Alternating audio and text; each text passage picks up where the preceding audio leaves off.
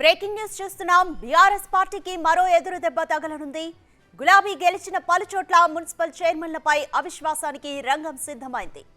Car party తిరుగుబాటు కౌన్సిలర్లు సహా కాంగ్రెస్, ఎంఐఎం, బీజేపీ నేతలు సైతం చైర్మన్లను గద్దె దింపేందుకు సిద్ధమవుతున్నారు. దీంతో చైర్మన్లకు పదవీ గండం తప్పేలా లేదు.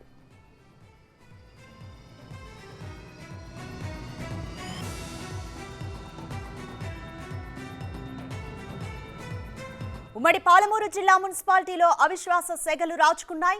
మహబూబ్ నగర్, జడ్చర్ల, నాగర్ కర్నూల్, కల్వకుర్తి మున్సిపల్ చైర్మన్లపై అవిశ్వాసం పెట్టేందుకు ప్రణాళికలు రచిస్తున్నారు. అందుకోసం ఆ పార్టీ నేతలు సైతం రహస్య మంతనాలు నిర్వహిస్తున్నారు. మరోవైపు బీఆర్ఎస్ కౌన్సిలర్లు కాంగ్రెస్ లోకి వెళ్లేందుకు రంగం సిద్ధం చేసుకుంటున్నారు. 49 మంది కౌన్సిలర్లతో మహబూబ్ నగర్ మున్సిపల్ పాలకవర్గం కొలువుతీరింది. బీఆర్ఎస్ మున్సిపల్ చైర్మన్ నర్సింహ్లుపై సొంత పార్టీ కౌన్సిలర్లే అవిశ్వాస తీర్మానానికి సిద్ధమయ్యారు. కాంగ్రెస్, ఎంఐఎం, బీజేపీతో పాటు మొత్తం 32 మంది కౌన్సిలర్లు జిల్లా కలెక్టర్కు తీర్మానాన్ని అందజేశారు.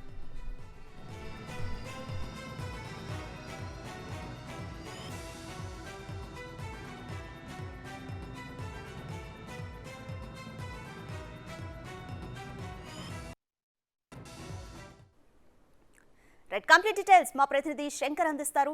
శంకర్, ఉమ్మడి పాలమూరు జిల్లాలో మున్సిపాలిటీలో అవిశ్వాస సెగలైతే రాచుకున్నాయి. కలెక్టర్ కి కూడా తీర్మానాన్ని అందజేశారు. కంప్లీట్ డీటెయిల్స్ ఏంటి? రాధిక, ఓవరాల్గా ఉమ్మడి పాలమూరు జిల్లాకు సంబంధించినటువంటి అన్ని మున్సిపాలిటీల్లో పూర్తి స్థాయిలో అవిశ్వాస సెగలైతే మున్సిపల్ను గద్దెదించాలంటూ కూడా అవిశ్వాస తీర్మానాలకు ముందుకు వెళ్తున్నటువంటి పరిస్థితి కనిపిస్తుంది. ముఖ్యంగా మహబూబ్ నగర్ జిల్లాకు సంబంధించినటువంటి మహబూబ్ నగర్ మున్సిపల్ కేంద్రంలో గతంలో జరిగిన ఎన్నికల్లో కూడా ఓవరాల్గా 49 స్థానాల్లో కూడా బీఆర్ఎస్ పార్టీకి సంబంధించినటువంటి నరసింహులు మున్సిపల్ చైర్మన్గా అక్కడ కొనసాగుతున్నాడు. కానీ ప్రస్తుతం రాజకీయ సమీకరణాలు మారిపోవడంతో ఒక్కసారిగా అక్కడ బీఆర్ఎస్కు సంబంధించినటువంటి నేతలంతా, అదేవిధంగా బీఆర్ఎస్ పార్టీకి సంబంధించినటువంటి కౌన్సిలర్లు కూడా కాంగ్రెస్ పార్టీలో చేరుతున్నటువంటి పరిస్థితి కనిపిస్తుంది. ఇక ఓవరాల్గా 32 మంది దాకా జిల్లా కలెక్టర్ను కలిసి మున్సిపల్ చైర్మన్ను గద్దెదించాలంటూ కూడా తీర్మానాన్ని కలెక్టర్కు అందజేసినటువంటి పరిస్థితి కనిపిస్తుంది. ఇక జడ్చర్ల నియోజకవర్గానికి సంబంధించినటువంటి మున్సిపాలిటీలో సైతం ఇదే తతంగం కూడా రిపీట్ అవుతుంది. ఓవరాల్గా అక్కడ ఉన్నటువంటి దూరపల్లి లక్ష్మీ భర్త దూరపల్లి రవీందర్ వ్యవహారం నచ్చక బీఆర్ఎస్ పార్టీకి సంబంధించినటువంటి నేతలే అక్కడ మున్సిపల్ చైర్మన్ను మార్చాలంటూ కూడా అవిశ్వాస తీర్మానానికి ముందుకు వెళ్తున్నటువంటి పరిస్థితి కనిపిస్తుంది. ఈ నేపథ్యంలో అక్కడ లక్ష్మారెడ్డి, మాజీ ఎమ్మెల్యే లక్ష్మారెడ్డి కూడా దీన్ని ఓవరాల్గా అవిశ్వాస తీర్మానాన్ని జరగకుండా అక్కడ మున్సిపల్ చైర్మన్ మార్చి రాజీనామా చేయించి కొత్త వారిని ఏర్పాటు చేసే విధంగా కూడా కసరత్తులు మొదలుపెట్టాడు. దీనికి సంబంధించి లక్ష్మారెడ్డి ఇంట్లో కూడా రహస్య మంతనాలు జరుగుతున్నటువంటి పరిస్థితి అయితే అక్కడ కనిపిస్తుంది. ఇక నాగర్ కర్నూలు జిల్లాలో సైతం ఇదే సీన్ రిపీట్ అవుతుంది.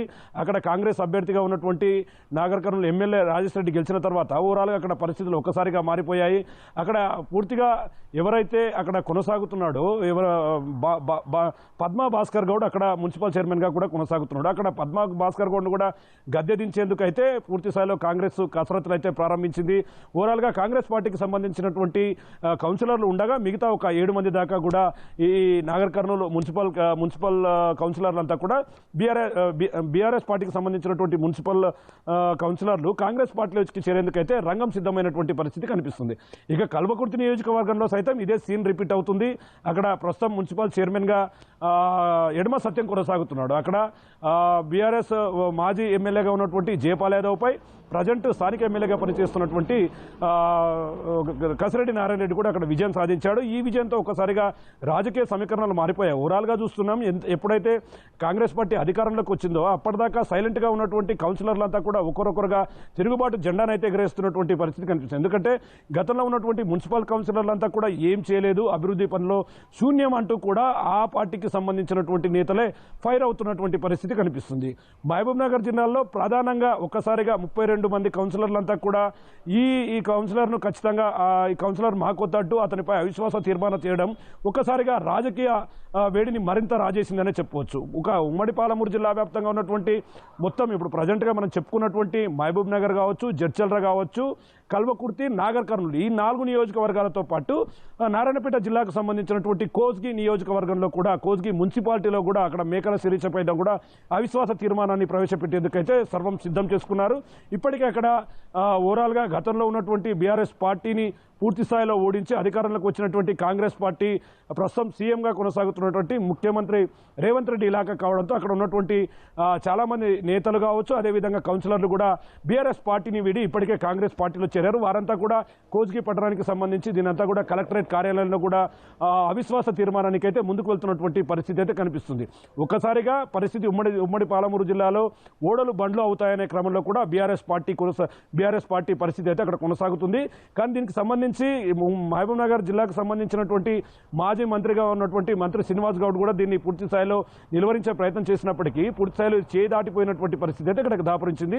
ఇక ఓవరాల్గా ఆనంద్ గౌడ్ ఎప్పుడైతే బీఆర్ఎస్ పార్టీని వీడి కాంగ్రెస్ పార్టీలో చేరాడో అతను వెంబడి చాలామంది కౌన్సిలర్లంతా కూడా అతను వెంబడి కాంగ్రెస్ పార్టీలోకి వచ్చారు. ఇప్పుడు ఒకవేళ అవిశ్వాస తీర్మానాన్ని ప్రవేశపెట్టి మున్సిపల్ చైర్మన్ను మారిస్తే ఆనంద్ గౌడ్కు ఆ పదవి దక్కుతుందని చెప్పి కూడా నియోజకవర్గంలో ఒక చర్చ అయితే కొనసాగుతుంది. ఏది ఏమైనప్పటికీ గతంలో బలంగా ఉన్నటువంటి అన్ని బీఆర్ఎస్ పార్టీలకు సంబంధించినటువంటి మున్సిపల్ స్థానాలపైన కాంగ్రెస్ పార్టీ గురివేసింది. ఒకవైపు ఎన్ఎం శ్రీనివాసరెడ్డి మహబూబ్ నగర్ ఎమ్మెల్యే కావచ్చు, మరోవైపు జడ్చర్ల ఎమ్మెల్యే అనురుద్ రెడ్డి కావచ్చు, మరోవైపు కల్వకుర్తి ఎమ్మెల్యే కసిరెడ్డి నారాయణ రెడ్డి కావచ్చు, మరోవైపు నాగర్ కర్నూలు ఎమ్మెల్యే రాజేష్ రెడ్డి, వీరంతా కూడా పూర్తి స్థాయిలో ఇక్కడ పట్టు సాధిస్తే నియోజకవర్గంలో పలు అభివృద్ధి పనులపైన కూడా దృష్టి సారించేందుకు మాకు సునాయాసమవుతుందని చెప్పి కూడా ఈ క్రమంలో ఓవరాల్గా వాళ్ళు వ్యూహాత్మకంగా అడుగులు వేస్తున్నటువంటి పరిస్థితి కనిపిస్తుంది. ఇప్పటికీ చాలామంది కౌన్సిలర్లు బీఆర్ఎస్ పార్టీకి సంబంధించిన వాళ్ళంతా కూడా ఎమ్మెల్యేలతో టచ్లో ఉన్నారు. కాంగ్రెస్కి సంబంధించినటువంటి ఎమ్మెల్యేలతో టచ్లోకి వెళ్లారు. వారు గ్రీన్ సిగ్నల్ ఇస్తే ఉన్న పలంగా బీఆర్ఎస్ పార్టీని వీడి కాంగ్రెస్ పార్టీ కండువా కప్పుకొని అవిశ్వాస తీర్మానానికి సై అంటున్నటువంటి పరిస్థితి అయితే ఉమ్మడి పాలమూరు జిల్లాలో కనిపిస్తుంది. ఏదేమైనప్పటికీ ఇక ఓవరాల్గా పూర్తి స్థాయిలో ఇదంతా కూడా జరిగితే మాత్రం క్రమంగా ఉమ్మడి పాలమూరు జిల్లాలో ఇంకా మిగిలినటువంటి మున్సిపాలిటీలో సైతం కూడా ఈ అవిశ్వాస తీర్మానాలకైతే ఆయా కౌన్సిలర్లు మొగ్గు చూపుతున్నట్టుగా తెలుస్తుంది. ఇదంతా జరిగితే మాత్రం ఖచ్చితంగా ఇక్కడ ఉన్నటువంటి ఉమ్మడి పాలమూరు జిల్లాలో బీఆర్ఎస్ పార్టీకి సంబంధించినటువంటి పూర్తి స్థాయి క్యాడర్ అంతా కూడా కాంగ్రెస్ వైపు వెళ్ళి కాంగ్రెస్ మరింత బలాన్ని చేకూర్చుకొని ఉమ్మడి జిల్లాలో తన పాగాను వేసేందుకైతే ప్రయత్నాలు మొదలుపెడుతుంది. ఓవరాల్గా ఇదంతా కూడా కాంగ్రెస్ పార్టీకి శుభ పరిణామంగా కనిపిస్తుంది. ఇప్పటికీ బీఆర్ఎస్ పార్టీకి సంబంధించినటువంటి నేతలతో పాటు ఎంఐఎం కావచ్చు, బీజేపీ కావచ్చు, కాంగ్రెస్ నేతలు వీళ్ళంతా కూడా కాంగ్రెస్ కౌన్సిలర్లు వీళ్ళంతా కూడా ఆయా పాలక వర్గాల్లో అసమ్మతి రాగానైతే కూస్తున్నటువంటి పరిస్థితి కనిపిస్తుంది. ఇప్పటికీ ఆయా జిల్లాల కలెక్టర్లను కూడా కలిశారు. ఆయా జిల్లాలకు సంబంధించినటువంటి ఓవరాల్గా వారితో చర్చలు అయితే స్టార్ట్ చేసినటువంటి పరిస్థితి మున్సిపాలిటీలో కనిపిస్తుంది. Radhika, thank you Shankar.